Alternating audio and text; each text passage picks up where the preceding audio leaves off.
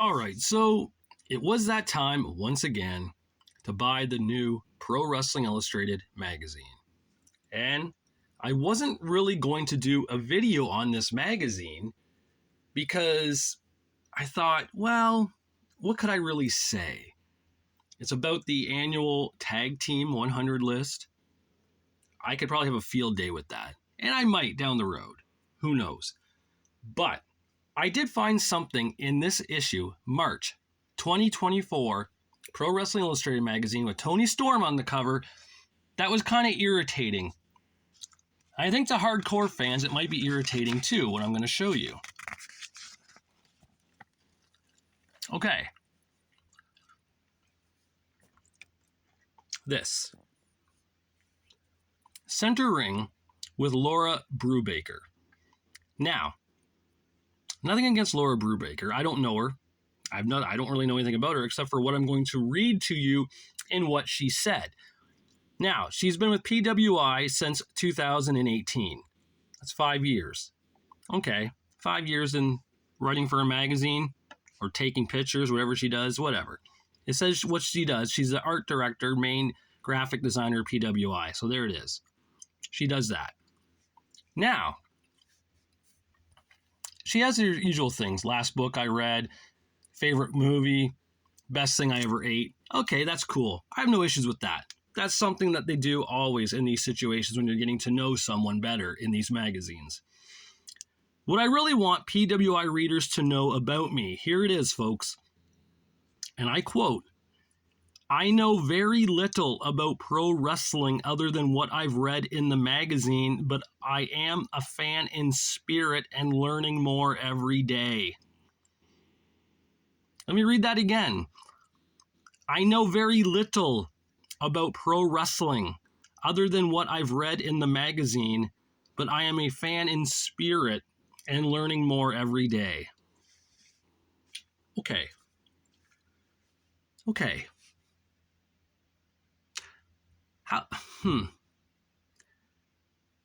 I know very little about pro wrestling. Right there. That's the first sentence. I know very little about pro wrestling.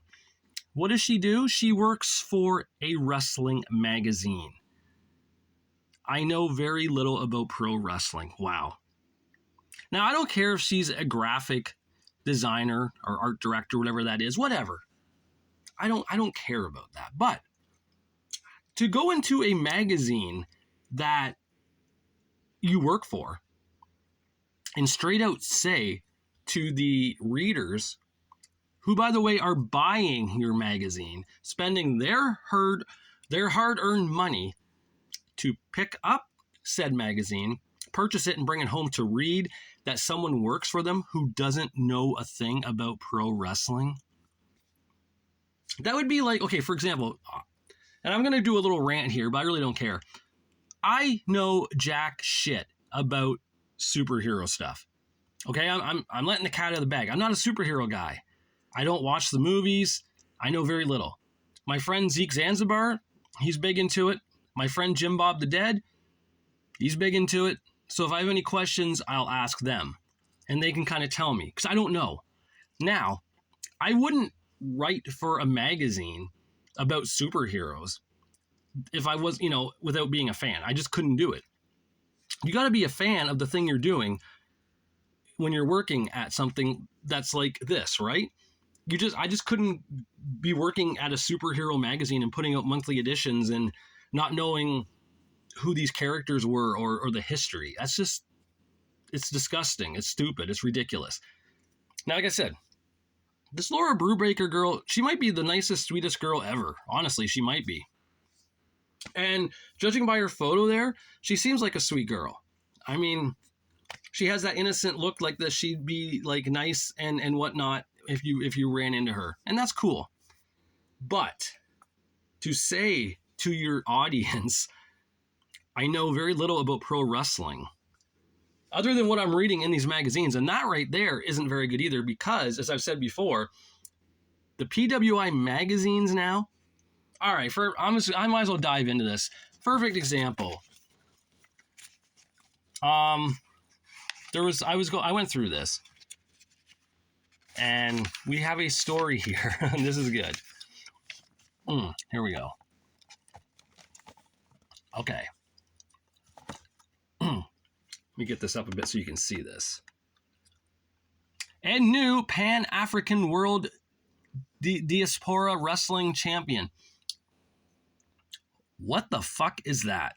What is a Pan-African World Diasporan Wrestling Champion? What wrestling organization is that? The PADW? What?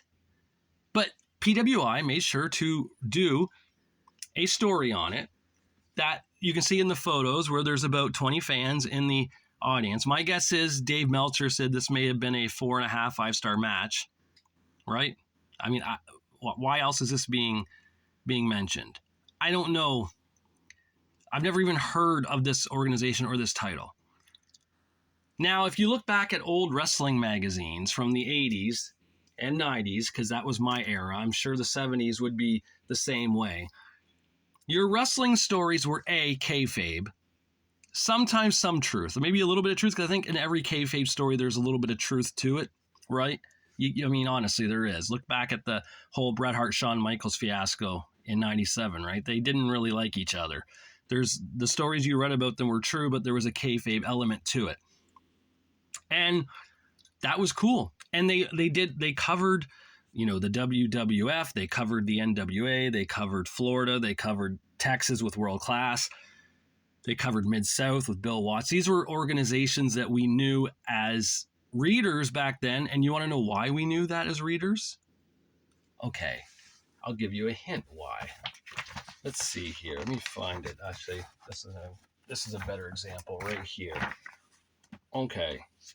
So the reason why we knew that as readers was because they would tell us, look at that, UWF, World Class, Florida, Mid-Southern, which was Memphis, Continental, which was out in what would that be, Alabama area, I believe, and such like that. And then you got World Championship, which was WCW, which was which was Mid-Atlantic pretty much. And then you have the NWA, AWA, and WWF. That's great. That's how you knew, okay? That's how we knew. And there were stories on those organizations. What is the Pan-African World Diaspora Wrestling Champion? Who is Shug D? What? Like, who are these people? I'm not bashing these wrestlers. That's great that they're living their dreams and doing this, but is this really deserving of a story of a wrestling organization that no one's probably heard of? And if you have heard of this, great. And tell me a little bit about it in the comments, please, because I don't know jack shit about this place. All I know is that they have maybe, I don't know, 10 fans there in that photo. Maybe. I don't get it. I don't know where this place is. So, but there's a story on it. That's what I mean. So, they're putting out a magazine.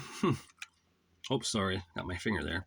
They're putting out a magazine on wrestlers that you're not going to know because they're from independent organizations that no one's ever heard of. And the graphic designer is a girl who knows jack shit about pro wrestling, but works for the wrestling magazine company. Okay. And PWI wonders why the fans don't care for the magazine anymore. And yes, I know I'm going to hear it probably in the comments, but you still buy the magazine. Yes, I do still buy the magazine. You're right. I do, because I'm a collector of wrestling magazines. Now, I'm not saying I'm enjoying this. This is only, $7.99? Yeah, it's not breaking the bank for me if I pick this up at Walmart with my Walmart discount card because I work there, right? So I'm actually paying way less than $7.99 for it. And it adds nicely to the collection of an era, which I do watch still. I do watch wrestling. So, I mean, it's going to be neat to go back and look at certain things, but I don't know a lot of these places that they're talking about in the magazines now. They're covering independent organizations that I don't think hardly any fans know of or have ever heard of. Wrestlers that they don't know.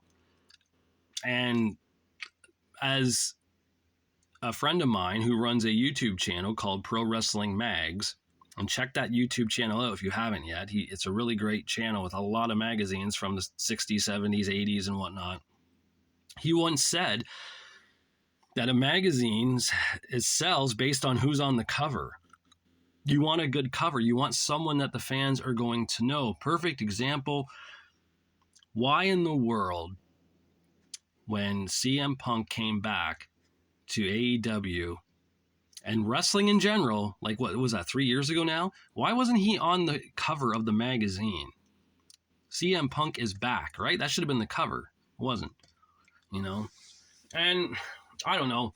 Maybe it's just I'm showing my age and showing my bitterness towards things that change, right? They always say, like, eventually things that you found hip aren't hip anymore, and you're going to change and become old and callous and whatnot. Maybe I have become that with magazines, because I prefer the old magazines, because it seems like, I don't know, if I see this, Sting and Ric Flair on the cover with Jake the Snake and Ted DiBiase in the bottom there and Hogan at the top, that's probably going to sell a little better than, say, Tony Storm as this ridiculous gimmick.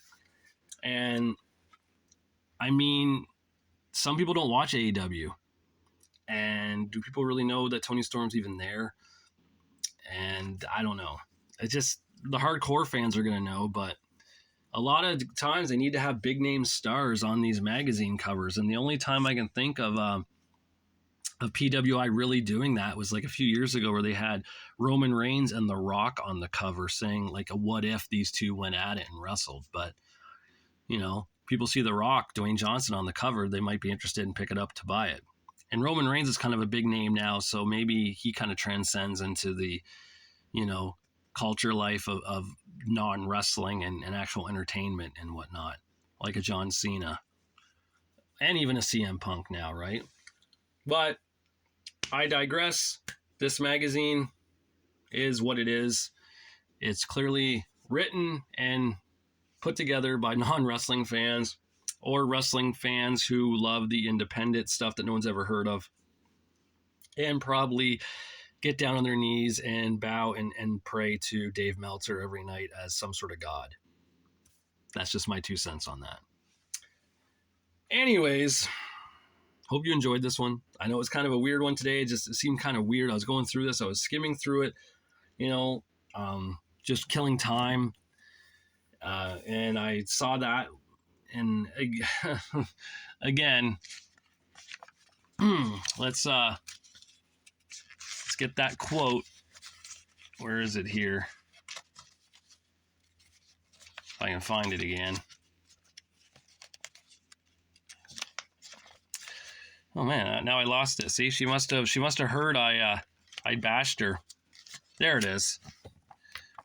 Here we go. Let's get that quote again by Miss Laura Brubaker.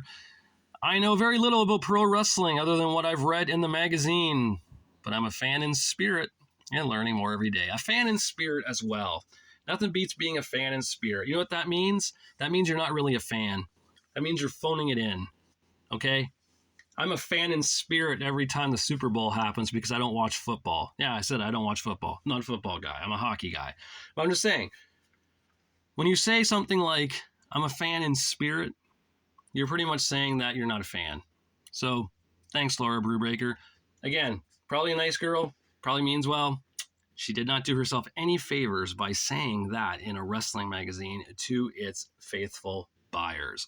All right, thanks for watching this one. Until I do my next one, I'll talk to you guys later.